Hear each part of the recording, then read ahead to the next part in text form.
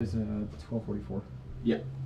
I know someone did a thing. I guess it's because the other day I was kind of about people saying over out.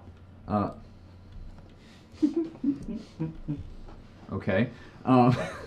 No, being military, we have to really know about the whole radio protocol thing. Saying over implies that you finish what you're saying and then the person can continue, or the next person can reply to you. Usually when you start a conversation, or start from the beginning, when you start a conversation, you basically say, hey you, this is me. And they'll reply, this is me, go ahead you. Then I'll reply and say over with my communication. When I'm done, what I'm saying, over denotes basically a stop. Whenever a conversation is going on, everyone else will stay off the net until that conversation is over.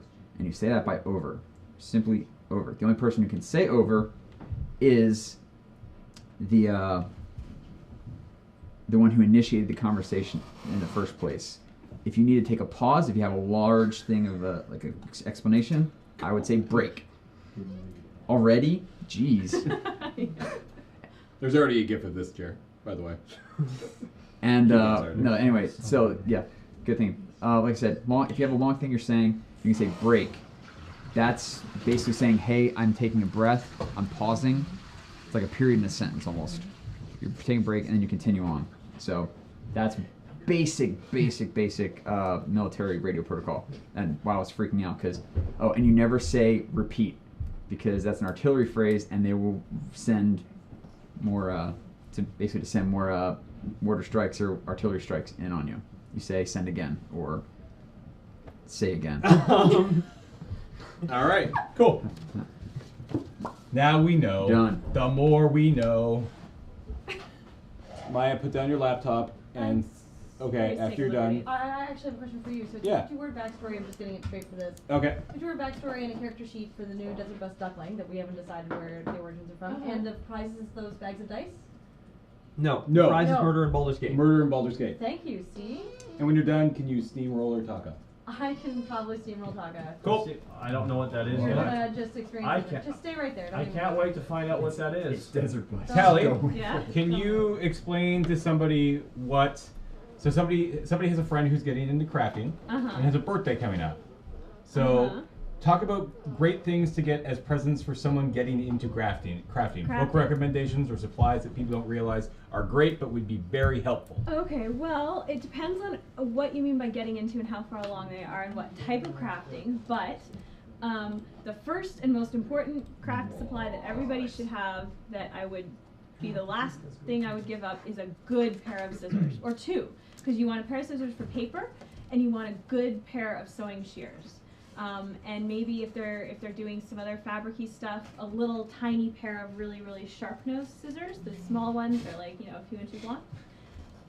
Other things are good paper is always useful.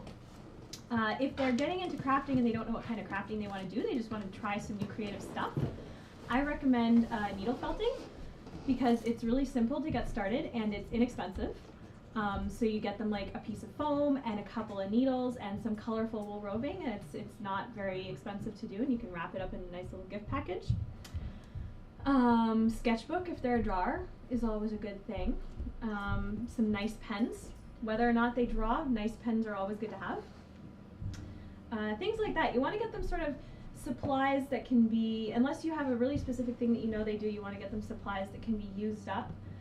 Otherwise they might just sort of sit around and not do much with them. If they knit, get them some nice yarn, or get them a gift certificate if you're really not sure, to their local craft store, and then they can go pick up something that they know that they need for a project. I think So those are my first thoughts. A rotary cutter, if they do paper cutting or any kind of stuff like that, getting a rotary cutter and a mat, a little more expensive gift, but really useful.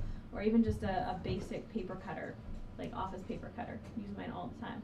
Steamroller.